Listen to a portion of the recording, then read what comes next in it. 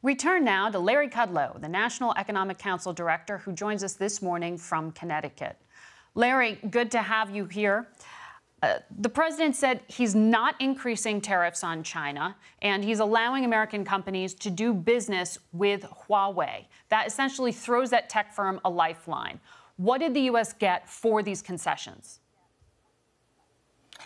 Well, let's first of all, the talks are going to restart. I think that's a very big deal right there. No timeline, Margaret, but they are going to restart. Look, regarding the Huawei story, let me just try to clarify that.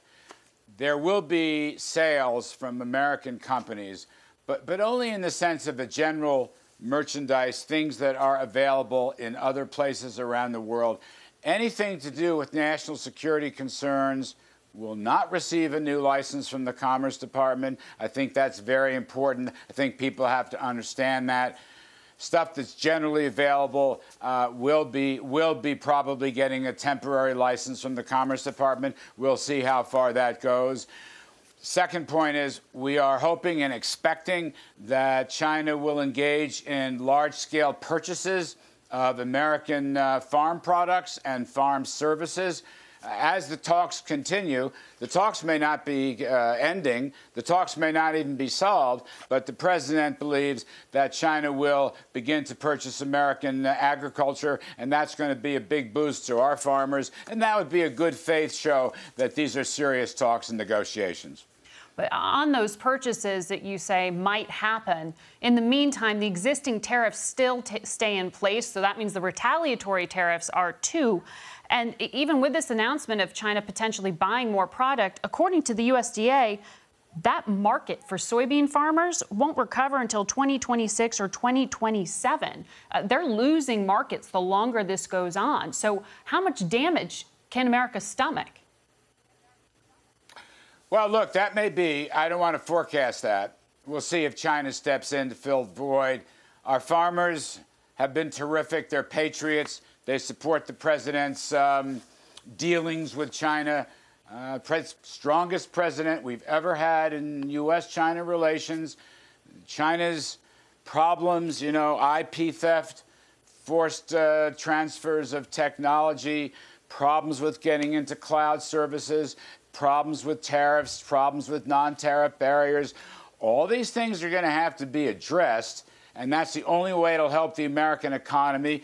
It's a very unbalanced trading relationship, Margaret, as you may know. That has to be fixed. It's not going to be 50-50. They have many more remedies and correctives to make, and that's what President Trump said in his news conference and elsewhere in this recent trip to Japan. Now, having said that, with respect to the farmers, we are doing the best we can. We are providing short-term assistance to keep them going and try to fill the void until we can get better international markets. The farmers themselves, the farm groups, they've been great patriots, and we celebrate their support to make America's overall economy very, very strong. And let's see if the Chinese make good on this promise. That'll have a bearing. The president said on tariffs, let me make this point. He said, no additional tariffs for now. So he's going good faith to see how these talks go, to see if China delivers on an early agriculture promise. Let's call it an early harvest. But that may be up for grabs. We will see. No one can predict with certainty. But last time, my understanding is the talks were going well, and then China backed off of a perceived promise to change its laws. So is there any indication from China that they will make the kind of structural change to their own laws to make good on some of the changes you want to see happen on IP, et cetera? You're right about the problem, and they did pull back from some agreements we thought we had. And by the by, that also includes all manner of enforcement to whatever conditions are made. So you're quite right.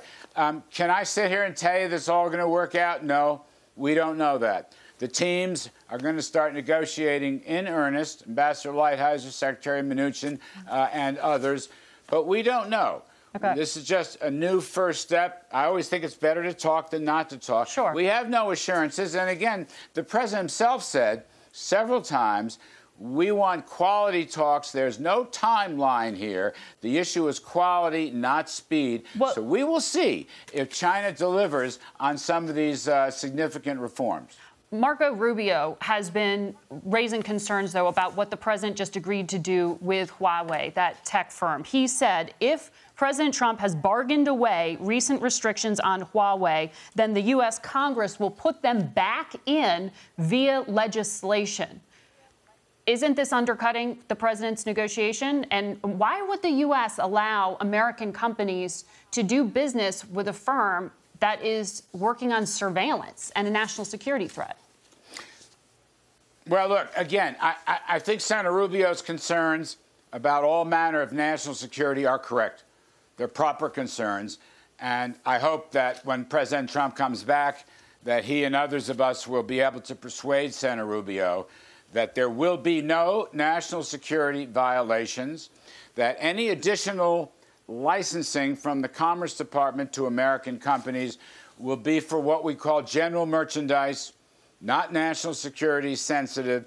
General merchandise meaning, you know, various chips and software and other services that are available all around the world, not specific to the U.S. But the president is not backing off on the national security concerns. We understand the huge risks regarding Huawei. And let me say, the president several times, we will fully address Huawei not until the end of the trade talks. In other words, that will come last. And that will deal, you know, with much larger issues concerning the long-term future with Huawei. So that's what's happening now is simply a loosening up for general merchandise, maybe some additional licenses from Commerce. It is not the last word. The last word is not going to come until the very end of the talks. This is a complicated matter. So I hope we'll be able to persuade Senator Rubio and others that we are as cautious and concerned as they are. All right. Larry Kudlow, thank you so much.